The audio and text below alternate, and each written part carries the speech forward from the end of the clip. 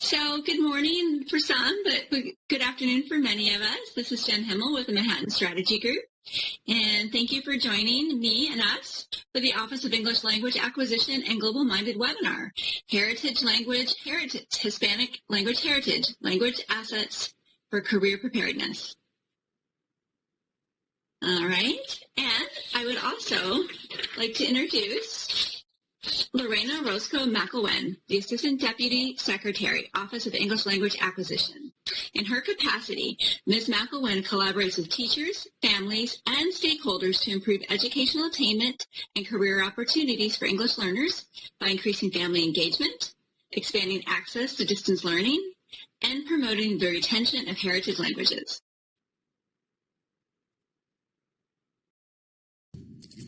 Thank you, Jen. And thank you to all of you who are joining us today, and to also all of those who will be watching this later when the video is recorded and posted online.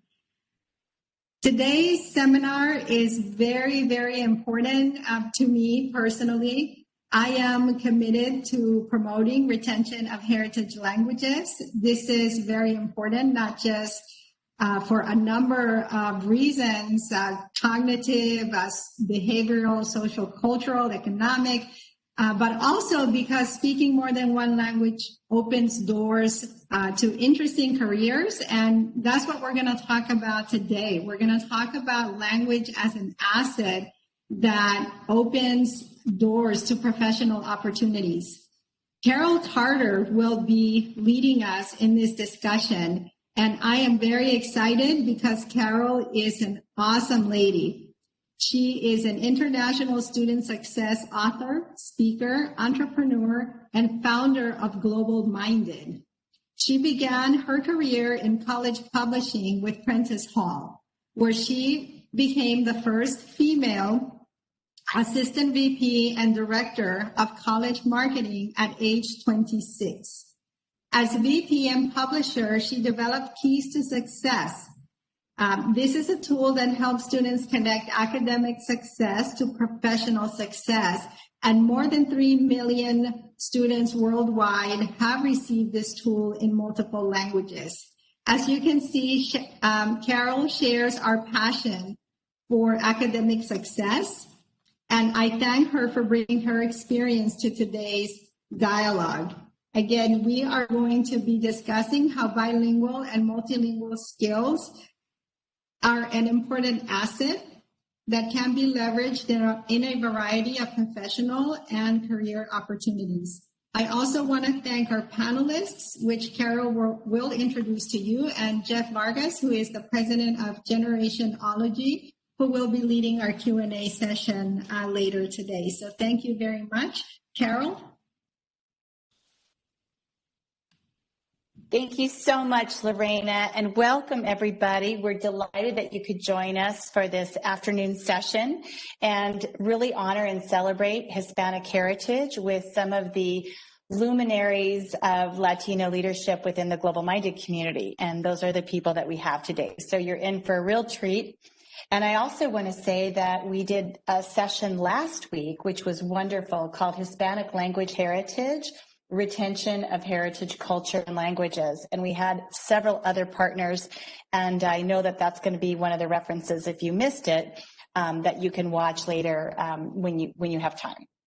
So I want to just say that the people who we gathered today represent different ages and stages of career life where they can speak to the advantage of the bilingual skills, the multicultural skills. And we thought it would be interesting to frame our discussion today in the reality of what's happening right now in the world as we are experiencing it. So from 2018 to 2028, the U.S. Bureau of Labor Statistics, the BLS, projects the number of Hispanics in the labor force to increase by about 7.4 million, more than any other age, sex, or race, or ethnic group. BLS projects total growth in the labor force to reach about 8.9 million people over the decade. And one of the things that we do know is that Latinos, like other people of color, have been hardest hit by the nation's COVID related economic crisis, and 17.6% of Latinos have been unemployed through this. So one of the things we realize is that as hard as some of this has been recently, since March, on the Latino population, the people who you're going to meet today are some of the most amazing people, all of whom are first generation to college, all of whom have overcome multiple obstacles in their lives to be the success people that they are today. So we think it's so important at a time like this to really hold up and have role models for people who have done really difficult things, because this is a time in our nation's history where all of us are learning to do new things that are difficult, and that's going to make us really strong for some incredible things in the future. So we're going to go ahead and get started, and I will just briefly share for those of you who've never heard of GlobalMindED, so you understand why we're working with Lorena and OELA and her colleagues there. GlobalMindED is about creating a capable, diverse talent pipeline to get more women, people of color, underrepresented populations into the education, economic mobility, employment, and leadership pipeline. So we have been around for 6 years, and many of the people who are involved today are part of our leadership. So it's going to be really fun to spend the hour with each of them.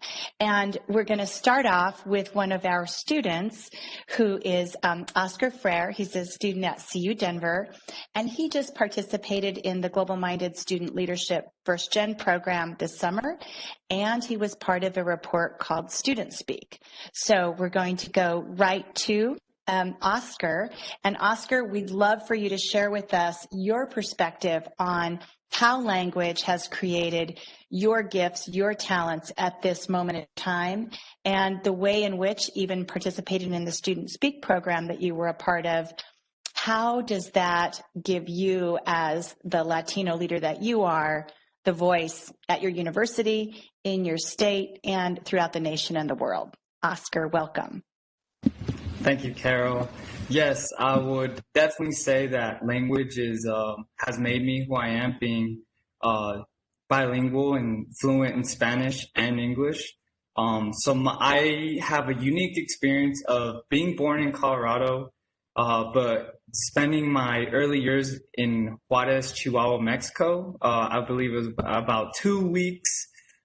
So I had such a privilege to experience my primary culture up and close, and it wasn't clear to me back then the opportunity was for me to learn Spanish as my first language. As you know, when I came to the States, I saw a lot of people actually losing their language through generations. So, you know, at the time of me transitioning into American culture, which was about third grade, it was difficult at that point. And I was like, I will never learn English. You know, young kids would make fun of me. I couldn't make conversations. And at that point, it didn't seem like a great opportunity. But as I started growing up, and just the experience that my parents were able to give me through their sacrifices, they chose to essentially be different than their family and peers, which they were comfortable with their kids having an okay life. But my parents always had the entrepreneurial spirit of really using all the resources they were given, even if they were limited, to provide the best for my sisters and I am the middle child. So in 2006, I made that transition, and we left everything in Mexico. And ever since that transition, at that point, I didn't really know how important my language is and how much of an asset it is. But now I've gotten to really use my language as a tool to provide for my community. For example, my parents, they pretty much said, "Hey, we got you here, and you know you're on your own." And I think, you know, I had that spirit of I have to just do what it takes to get to higher education. And I essentially found a way through community college and really just beat the statistics of, you know, college being really expensive by simply finding scholarships and really committing to my goal of being debt free through my college experience. And my parents just set me up and they gave me all possible, but I did essentially have to build my own blueprint that I would want to share with my younger sister.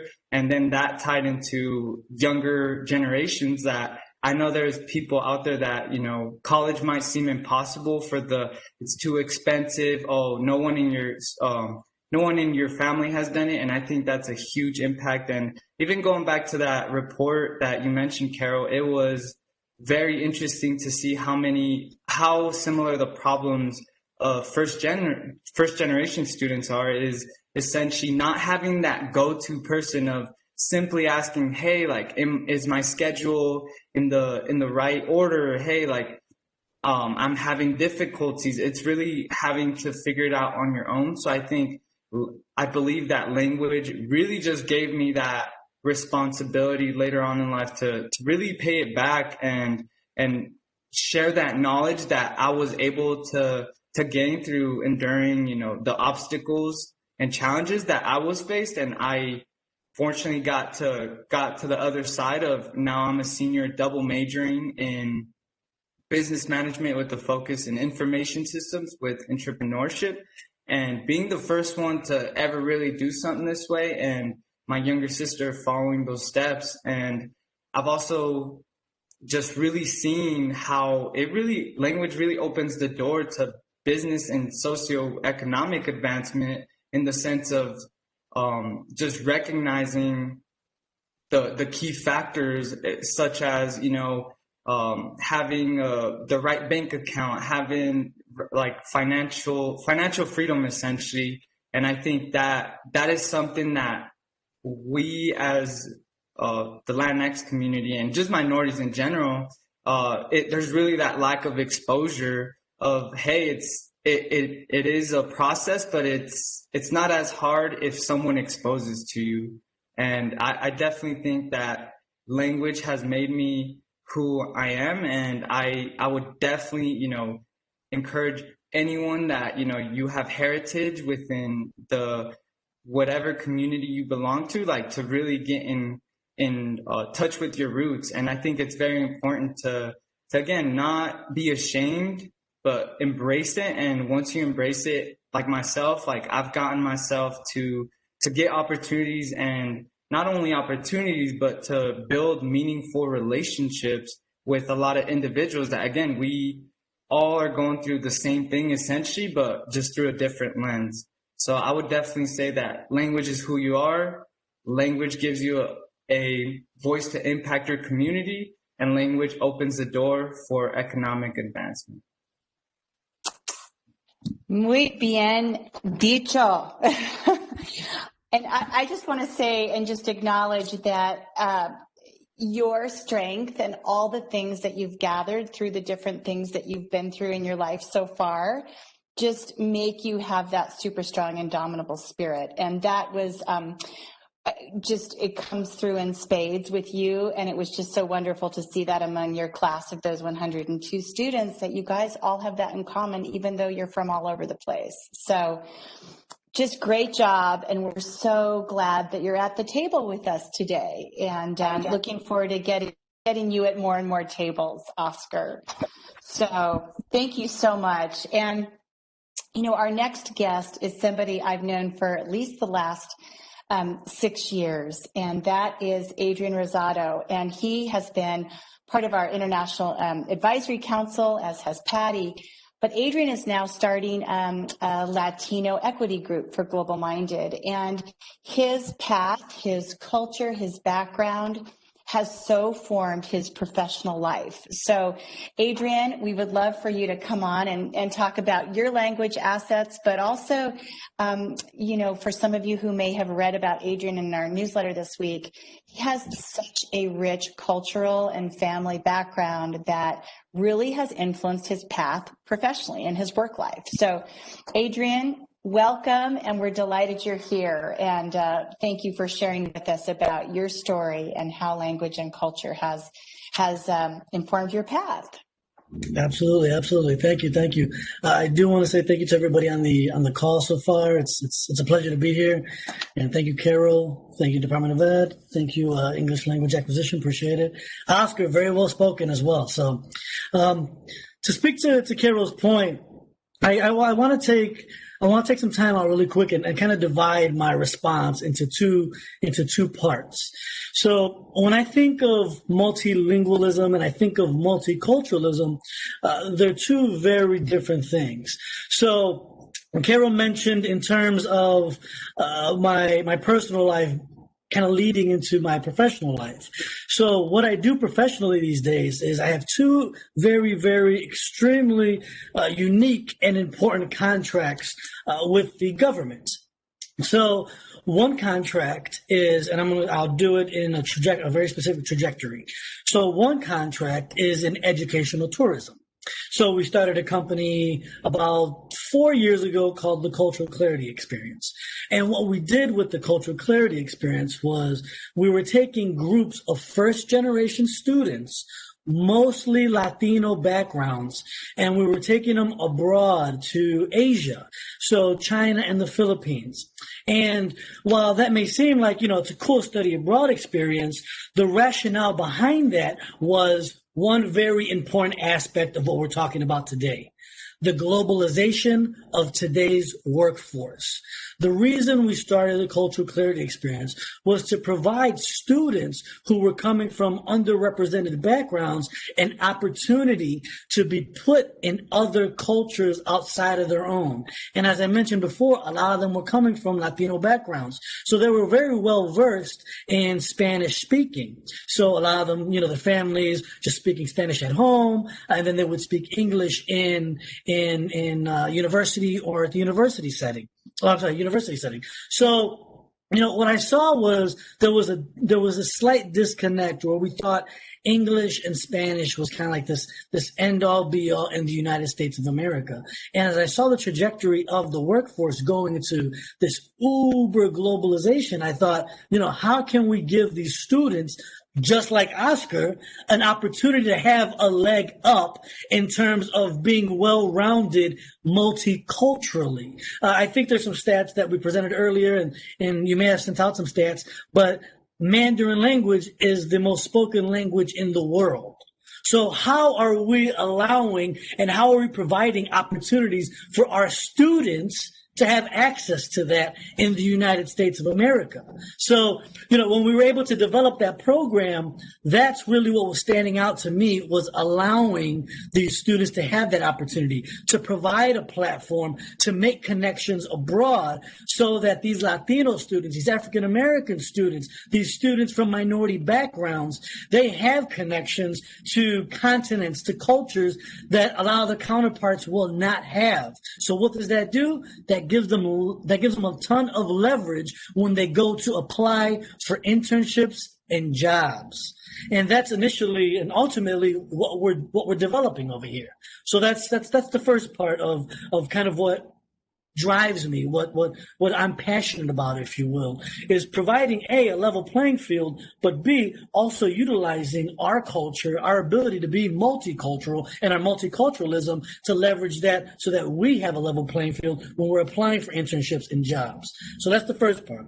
The second part is I also have a contract with the Department of Labor. So this is an interesting one. So we have a contract to provide interns in the engineering and business field to the U.S. Army, the Bureau of Land Management, and the Veterans Affairs Office. So here's the kicker, though. All these interns have to come from minority-serving institutions. So HBCUs, Hispanic serving institutions, Asian American Pacific Islander serving institutions, and tribal colleges. So what does that mean? That means that when I'm picking these interns and we have all these tons of students applying to this very unique and exclusive internship with these federal agencies, what is going to set them apart? What is going to allow me to say, you know what? I need student XYZ. I need student B to be a part of this specific cohort. Well, what's going to set them apart is being multilingual. What's going to set them apart is the ability to be placed in uber-specific positions, which requires somebody to be able to speak Spanish and English, which requires somebody to understand Mandarin and English. So if I'm able to provide students an opportunity to advance their careers while they're in the university setting, multicultural and the multilingualism goes a long, long way. So as you could see, we've developed this pipeline where we're setting students up to understand the importance of multilingualism and multiculturalism that ultimately leads them into workforce development. So, when you ask me, Carol, the importance of a multicultural background and coming from a multicultural background, I look at myself being raised in a Puerto Rican household, speaking Spanish, my grandparents speaking Spanish, and I thought to myself, how can I take advantage of that? And how can I learn from that? And how can I provide this to other people? So with that said, thank you for the opportunity. And if you have any questions, I'm an open book. And what I always love about Adrian is he always can frame whatever is happening in the most extraordinarily positive way. And that's a skill right now that every single student and all of us working, in our different capacities, we have to have that skill right now because we're doing a lot of things for the first time. We're doing a lot of things. We're figuring things out with a lot of ambiguity. And I think that, Adrian, you have so many awesome qualities, but that's just really one of the ones that I admire the most. So thank you for doing that and for your insights. Thank you. And now we have Dr. Patty Lopez, who is extraordinary. And I've known Patty for 6 or 7 years. She's been on our International Advisory Council, has spoken like every year at our annual conference. And then she's contributed digitally this year. And Patty, you have such a rich and wonderful background. And we did a story on Patty yesterday.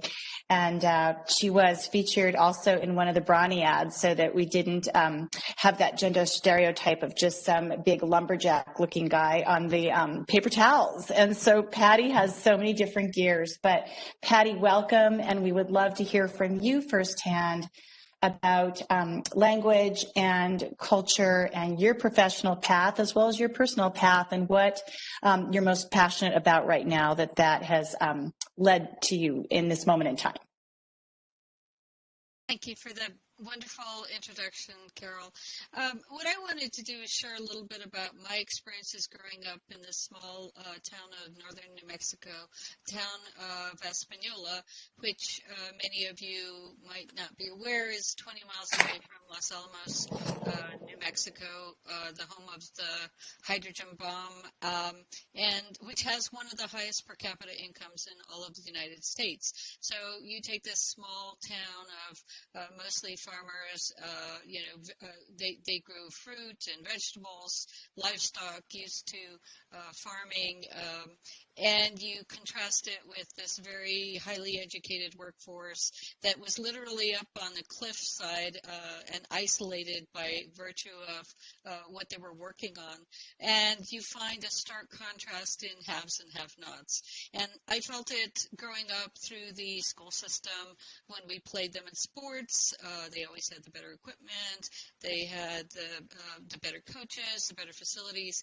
And then, just my own experience of language in my household, where my parents were native English, Spanish speakers, and all the generations before them were fluent in Spanish, and my parents were bilingual. They learned Spanish first, then English.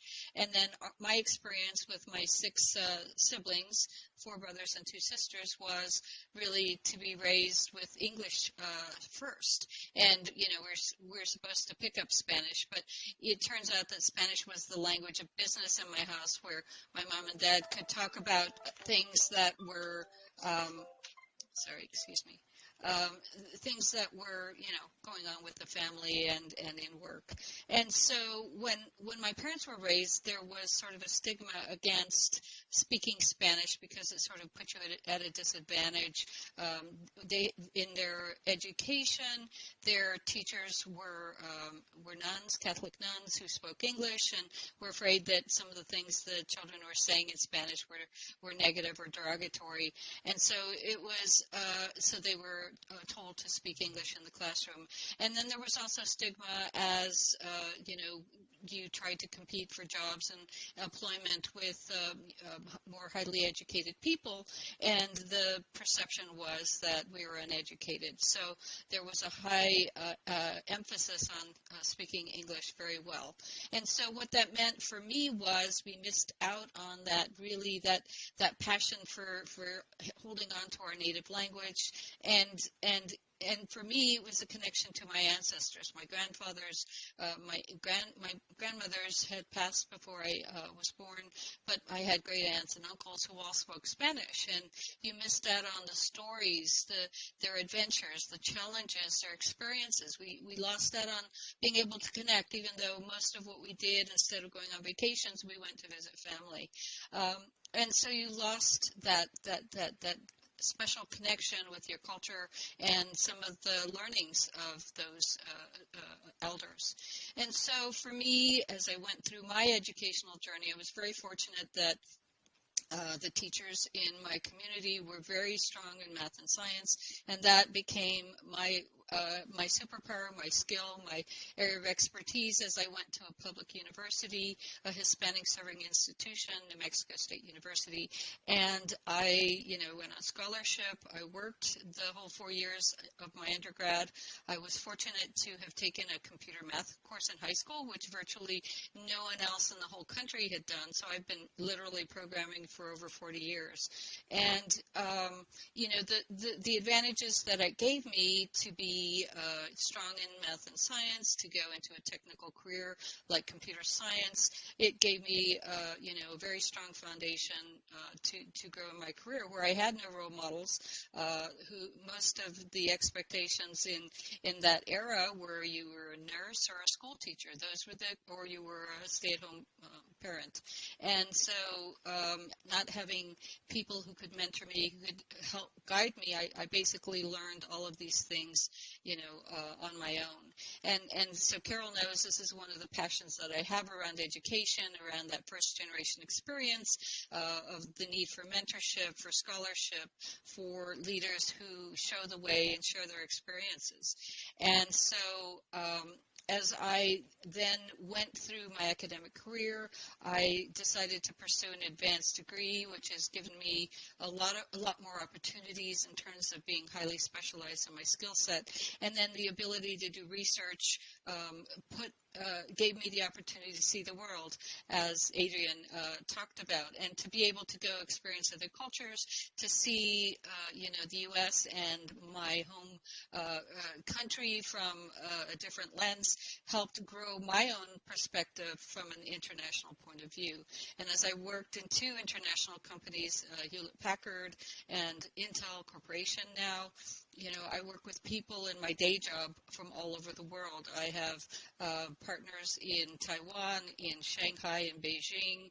I have partners in Guadalajara, Mexico, in the U.S., in California, Oregon, here in Colorado, as well as in Austin, Texas, and Chandler, Arizona.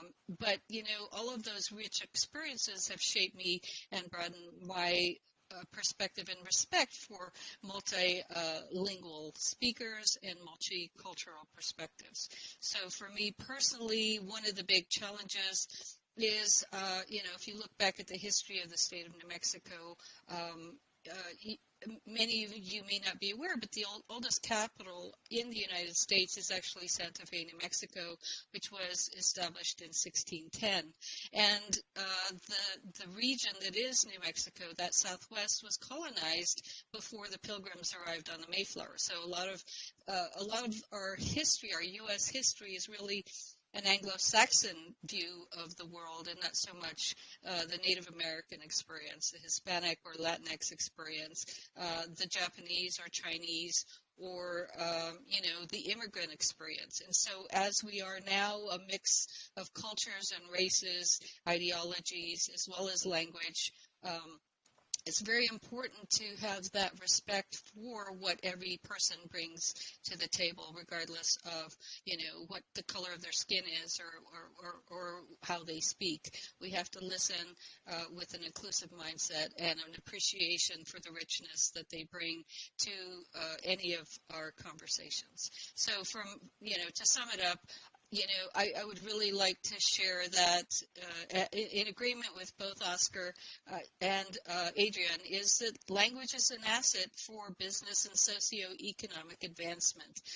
When you work in a global corporation like Intel with large research and development centers across the world, being able to build those strong relationships with colleagues, to understand their perspectives, to appreciate what they bring to their communities, to their customers in other parts of the world, how they can share their knowledge with me and help me grow, and how I can do the same for them, really just makes us, that much closer. And we have this phrase at Intel, we're one Intel, somos Intel, and so that is the richness that I carry with me in my daily work and in my work in the community. Thanks. Thank you, Patty. And I will say, too, that what characterizes Patty and Adrian and Oscar and Jeffrey and Freyr, we're going to hear from in just a minute, is that beyond your own family, beyond your own work, you are such a strong, generous leaders. And I have just seen Patty and Adrian especially mentor so many different students the last few years who are students like Oscar, who may not see themselves in their faculty at college, but they see themselves in these role models. And so I just want to, thank you all again for making the time to really give back and to, see over the arc of time, the cultural and other kind of benefits that you've been able to have that now you're creating for others. So thank you so much, Patty. And now we're going to hear from Freyr. Freyr, are you there? Freyr Sola Carter, and she is somebody who has broken a lot of different glass ceilings, and she's going to tell a little bit about how that happened, a little bit as a young girl, and then over the arc of time, and now she is doing a lot of board leadership and other kinds of things she'll share with us as well. So Freyr, welcome, and thank you so much for being part of our panel today. Thank you. It is an honor and a privilege to be invited and to be here with Oscar and Patty and Adrian and others, and Jeff and Lorena, all friends. Amazing group. So thank you for that. A little bit about my story. The accent you will hear is from Puerto Rico. I grew up in Caguas, Puerto Rico. The English comes from my early education thanks to the school sisters at Notre Dame in my hometown, and subsequently my college career at College of Mount St. Vincent in Riverdale. And when I graduated many years ago, I knew that I wanted to do something in public service. By way of background, in my family growing up, service was a key element. So the phrase that was drilled into me was "sé servicial," be of service. Right? That is not a negotiable point. Whatever you do, be of service, and it drives me to this day. That's what I do.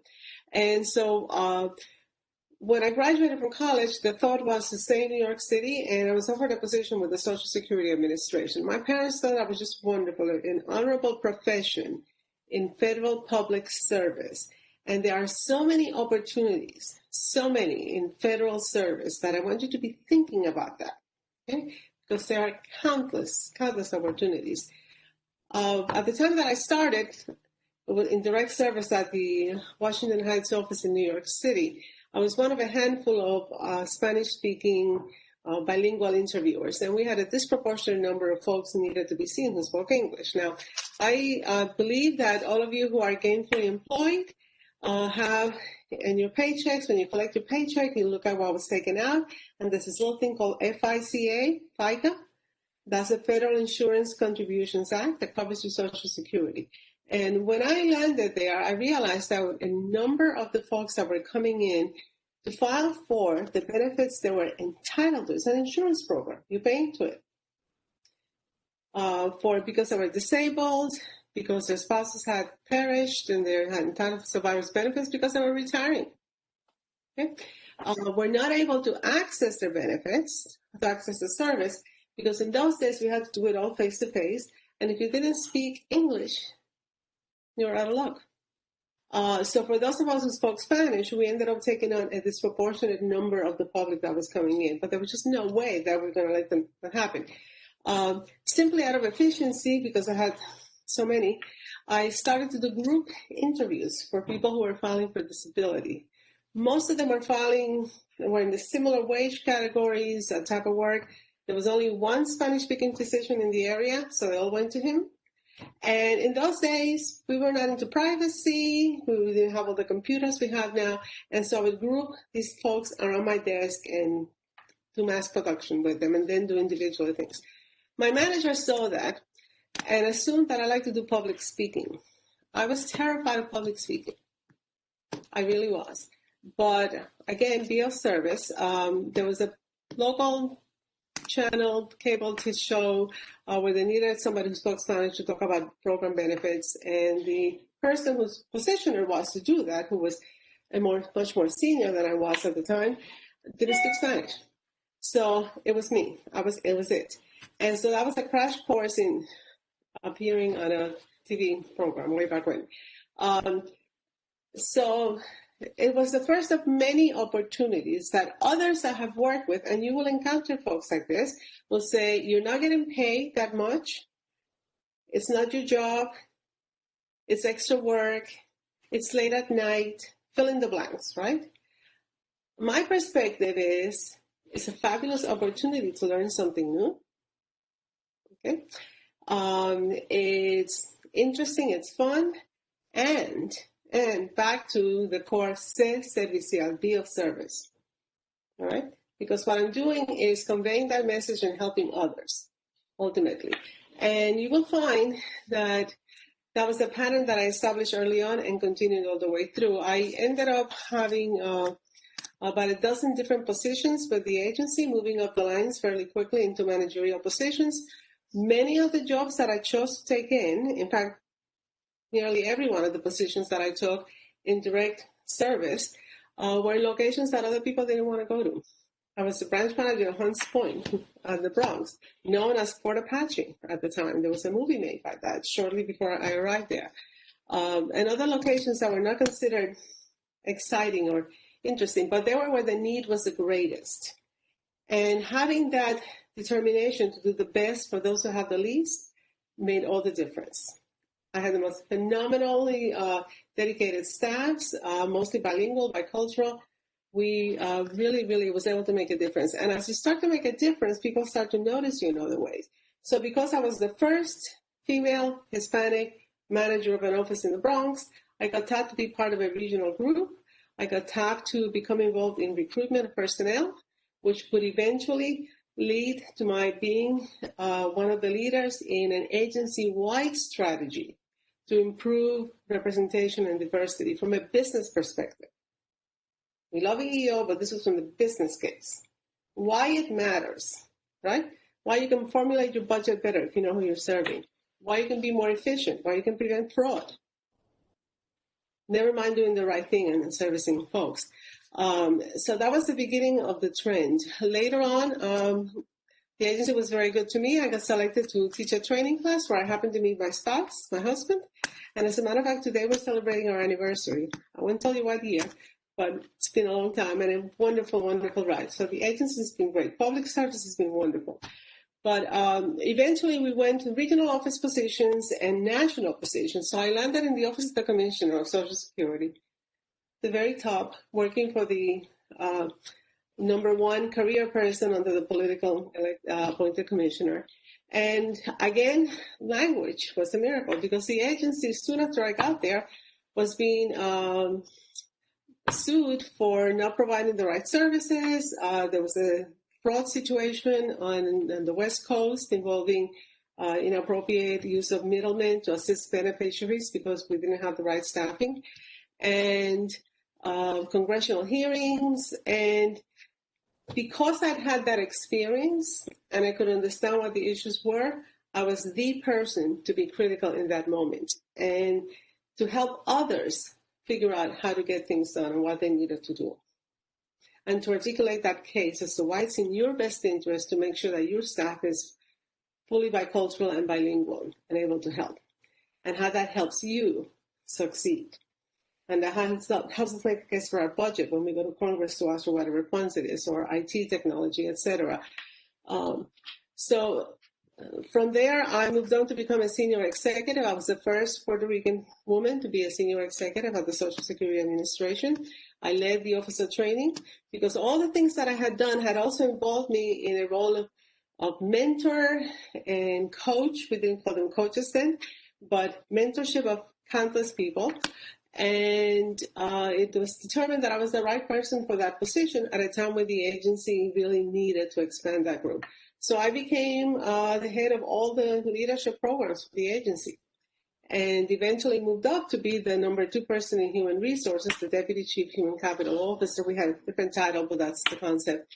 And fortunate enough to be one of the few SESs in Puerto Rico to have received not 1 but 2 presidential rank awards. And those are the highest awards that a federal career executive can receive. So that meant the world. And to be able to have my family with me when we attended those events and so on, all because of an orientation to service, but more critically because of the bilingual, bicultural aspects of that. You know? Moving beyond that to where I am now, after while we relocated to Maryland when we got this position, and both my husband and I had wonderful, successful careers here, and I became involved with Hispanic students in the school system. A peer who knew me had suggested that I help out with something with the school system where they had an issue. That led to my, in a couple of years, becoming the head of a local nonprofit, all volunteers, called Conexiones, where we advocated for access to academic success for our Hispanic students. That led to the creation of a Hispanic Achievement Specialist position in our school system that has won awards, and it's a model that is in place in numerous schools. And that led me to approach the community college in Howard County at the time as the head of this organization to ask what might they be doing for Hispanic students. I did not know at the time that a few years later, after I had left the agency and I had stepped down from my leadership at Conexiones, that I would have the privilege of being appointed to the board of trustees of the community college, where I'm now the chair of the board. And not only that, but that the seed that was planted, because it's community college, and I'm so happy, Oscar, to hear your story about the community college. I love community colleges. Best deal in town. It really is. At this community college, we pride ourselves in doing things right, for the right reasons and in the right way. And so when I had mentioned the interest in paying particular attention to the Hispanic population, which is a rapidly growing percentage of our students, they took their time, but they did it right. And we now have a program called Ambiciones, which is a finalist for best practice with the Excelencia in Education nonprofit, which recognizes programs nationally. This just happened this year. So it opens doors, it helps you, it helps others. My bottom line with being bilingual and being in service is that it's a force multiplier. All right? It's a force multiplier because it means that you bring that added value, you can put it to use. I believe in public service. We are not in it for our net worth. We are in it for our self-worth. And we derive our sense of self-worth from what we do for others. And if you're familiar with the concept of servant leadership, this is the ultimate case for servant leadership, because you can serve the public in our country and others. And right now, there are many opportunities for you. When I checked a couple of weeks ago, there were 27 openings on usajobs.gov, which is how you apply for a job, for folks with bilingual skill set. This morning, there were 5 I had not seen before. Small Business Administration, Public Affairs in Atlanta. They need somebody who speaks Spanish. The VA needs a pharmacy technician who speaks other languages. Epidemiologists, we need those these days. We have a pandemic, right? Who can speak other languages. And then I cut this out from the Wall Street Journal the other day. I don't know if you can see it necessarily, but on Sunday's Wall Street Journal, there's a print ad, a mission like no other, for the CIA. And I'm looking at their qualifications, and competitive candidates, among other things, will have foreign language skills, which they will use with their peers at the Department of State, where they believe their mission is people-to-people engagement, people-to-people communications. And when you learn the language, you learn not only the words, but you learn the culture, you learn a great deal of insight as to how people connect with each other. And that can do nothing but open doors for you, for what you care about, and for others in your life and in your community. Thank you. Thank you so much, Fele. And one of the things I want to acknowledge about what you said is that you were willing to go into positions that other people didn't see the opportunity. And I'll never forget when I was living in New York City and I was working in Inglewood Cliffs and I was teaching, volunteer teaching ESL to a lot of immigrants at the time in Midtown. I lived on the Upper West Side. And I remember thinking, I don't really exactly know what I'm doing. Y mi español está, está bien, no está, buenísimo. And I just thought, don't worry about it. This is a need and you can be of service and this will be so helpful. And I feel like one of the big reasons I got promoted as a manager was because I had that opportunity to teach ESL to those students. And I think this is a time right now where when people can look for those jobs that other people can't see the potential in, but they're the jobs that actually really catapult your career to the furthest places, that's where you learn what you're capable of. And I think, these multiple pandemics are putting us in a situation like that. So I just want to acknowledge you have had such an amazing arc of career, and it's nowhere near over yet, but just your contributions. But I just love that you can look at different things and say, I see opportunities in these places other people aren't willing to go. And I think if there are young people here listening today or other students or people working with young people, I would just really encourage that type of philosophy, because I think that's where the amazing opportunities come out of those kinds of situations. So, well, now we're going to go to Jeffrey Vargas, who's one of GlobalMindED's board members, and he runs his own company called Generationology. And Jeffrey, say hello, and we'll take some questions that you have from the viewers. What an awesome afternoon conversation. Hey, everybody. Jeff Vargas here. My company, Generationology, we help organizations manage and lead across generations. And I had the privilege and honor to spend 22 years in the federal service, working with organizations like Adrian's to bring students in and being a mentee of Feli. And so when she talks about her mantra of be of service, those are not just words. That is how she's lived. And when you really think about the panel and the conversation that's happened, so many thematics come together. Oscar's voice as a Latino leader, looking for ways to grow and understanding the importance of his heritage. Adrian's introduction of students to really opportunities that they're not finding in their own backyard, but they're going into the backyard of other places.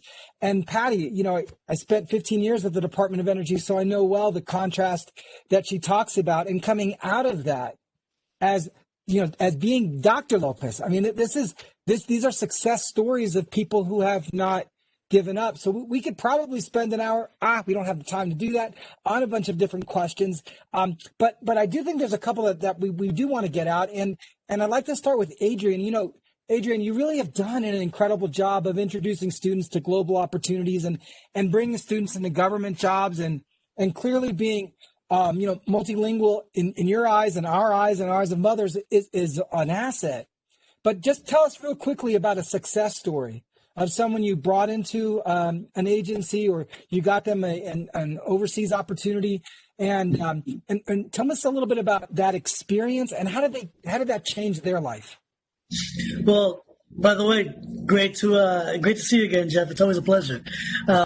So I can actually speak to both of those in terms of getting a success story for the federal government, as well as a success story for an abroad position. So recently, I'll talk about the federal position first. Recently, we actually had a young lady who was actually out of the University of Puerto Rico, Rio Piedras, and she was part of our cohort right before the pandemic started. So everything shut down in March, and she was part of our spring cohort at the U.S. Army. And she was an accounting major, and she had received really, really, really high praise. Now, mind you, again, we're talking bicultural, multilingual. Her first language was Spanish, and she almost didn't even apply to the internship, Jeff. She almost didn't even apply. We had to, once she applied, she was a little hesitant, and we said, you know what? You're going to be awesome. You know what you know. You're technically savvy. It's about numbers. You're going for a compliance internship. So regulation and compliance. She was very weary. Long story short, she takes the position. She's in the internship for about 10 weeks before the offices close. They close down mid-March. The young lady, she's a junior out of Puerto Rico, first language Spanish, so she's learning English along the way. They offer her a job already. So as soon as you graduate, you have a standing position with us if you want to take it. You're talking about a young woman who's coming from 85 degrees, Puerto Rico, beautiful sun, and is getting offered a job at the U.S. Army in Rock Island, Illinois, which is, if anybody's been to Illinois, you know how cold it gets.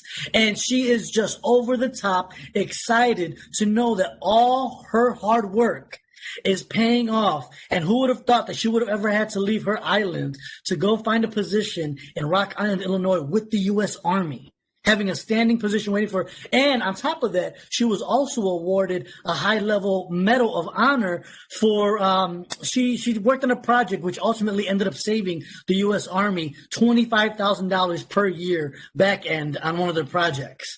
So, that's a wonderful story that I like to share, that I've been sharing. And actually, she'll be highlighted over the next couple of weeks in our GlobalMindED newsletter. So look out for her. And then to your next point, Mr. Vargas, in terms of providing opportunities abroad, so a member of our first cohort 4 years ago, when we took our first cohort out to China, we partnered with a global institution called English First. So they were hosting some workshops for our American students in China with us.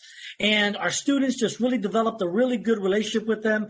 And long story short, one of the students from that cohort ended up being recruited to teach English workshops to Chinese students. And she took that position about a year and a half ago. And Jeff, let me tell you something. This is a young woman, Latina woman coming from rural Indiana, getting offered an opportunity. Who would have never thought that she would have left Indiana, goes to China, meets these people. They just love her so much, gets offered a job. She the biggest decision, how do I leave my family, how do I leave America, leave my home? She takes it, and now she's thriving in China, has money in her pocket, buys what she wants. First generation student, finished college, graduated from college. And now, I talk to her every couple of days, and, this is the best decision she said she's ever made in her life, got her out of her comfort zone. And now she knows a different culture. So imagine when she comes back to America, Latina, knows Spanish, and was integrated into Chinese culture. That sounds like a great employee to me. Hey, Adrian, fantastic, man. And your energy on that is why, you're so successful, because each one of you, Feli, Patty, Adrian, Oscar, you're passionate, not just about yourselves. You're passionate about people that you can help. And on that note, Oscar, I'd like you to, if you could just real quick, if you could offer advice to a high school student or somebody who's early in their college experience right now, and they're still trying to figure things out and find themselves, what's one or two things you would encourage them to do today to get them on the road of success that you find yourself on? I would say the main ones would be stay open-minded and believe in yourself. I think those two have helped me get here. Even this opportunity, like myself, I started to believe in myself, and that's when I started, attracting everything that I was putting in. So as long as you're putting the good energy into this universe, you're going to get some in return that is for you and that's meant for you. And you must believe it, that you deserve it. And yeah, just being open-minded and believe in yourself at all times.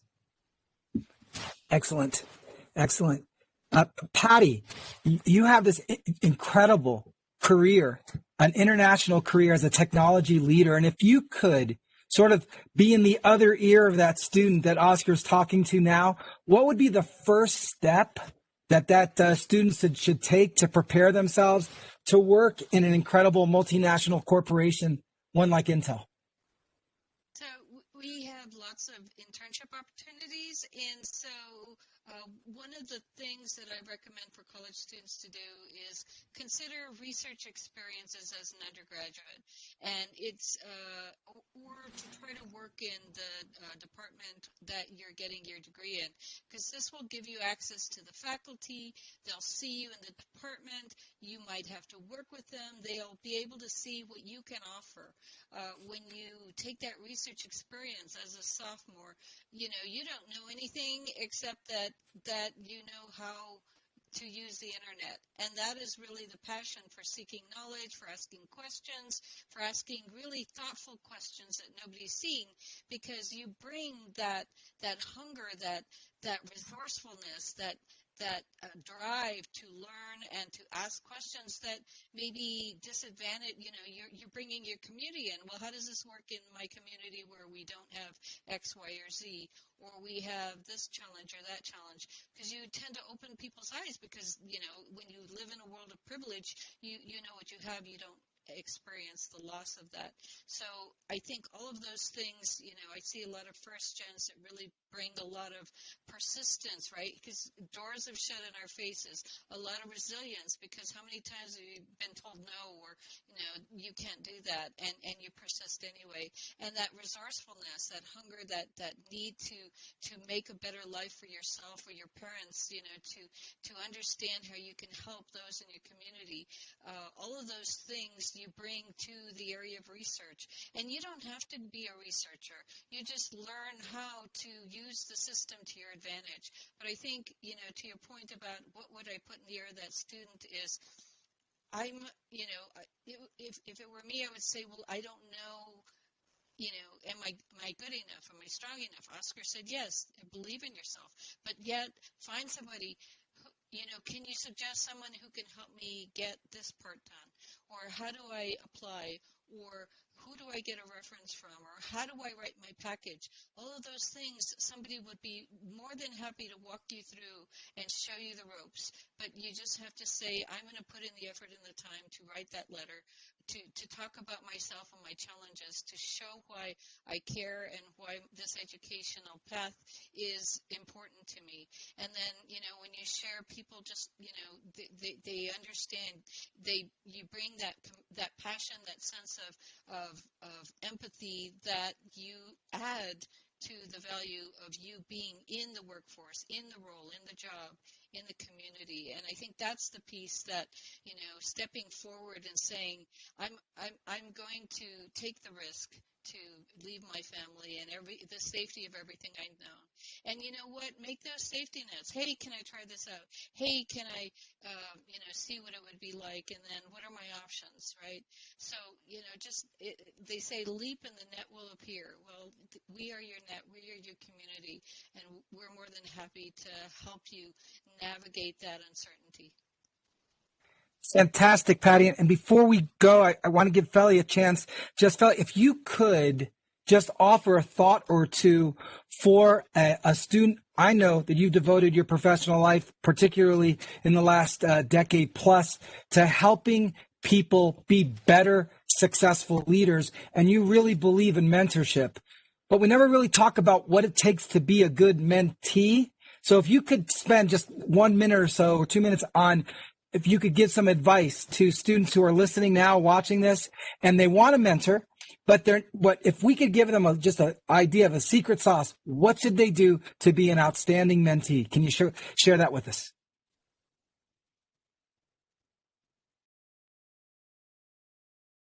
doing better, to doing best, to open, has an open mind about possibilities, and who wants to engage genuinely to get some insights, advice, wisdom. I'm a firm believer in the concept of having a personal board of directors, not just one mentor, but more than one, because in different circumstances, different fields, you need to go to different sources of advice.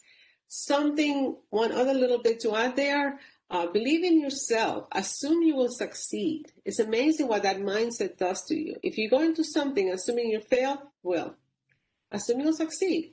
Yes, I'll have to switch directions a bit or adapt, but I'm going to make it there. Finally, and this is really, really important, get in the habit of saying thanks, giving thanks. And find yourself some little note cards. They don't have to be fancy. But when somebody has made a difference in your life in some way, answered a question, whatever, drop them a thank you note. You may have to learn how to address an envelope because we don't do that as often these days. But because it's so rare, it's so much more valuable. But find a way of saying thank you. You will always be remembered. Excellent. And talk about remembered. What? This has been incredible. We could go on and on. We got a time limit. So on that note, I'm going to turn it over to Carol. And I think Subrette is on the line as well. So I'll turn it over to you guys so we can wrap things up. Thank you, Jeffrey, and thank you to all the panelists. We're going to share some resources that OELA offers so that you can share this among your classrooms or your workforce. And Jen's pulling this up right now, and we will have the student speak report that Oscar is featured in that will be added to this as well. And I think there's one more page of resources. And these are some events that we have to look forward to. The next one is coming up October the 8th at 4 p.m. Eastern Time, Culturally Responsive School Practices to Promote the Success of Hispanic English Learners. So we hope that you'll join for that. And I think with that, we just want to thank Lorena and OELA, her whole team, Sabrit and Jen and her team, and then the incredible panelists who are here today. And we hope that when you receive the link for this, that you'll share it with your communities of people and that we can all work together to really honor during this month of Hispanic Heritage, the incredibly rich culture that all of us can enjoy. But if you happen to be someone who's actually Latino and be able to really pull that into your professional and personal life in so many different ways. So thanks to everyone today, and really delighted that you could make time for this. We will see you next time on October the 8th. Thanks again. Thanks, everybody.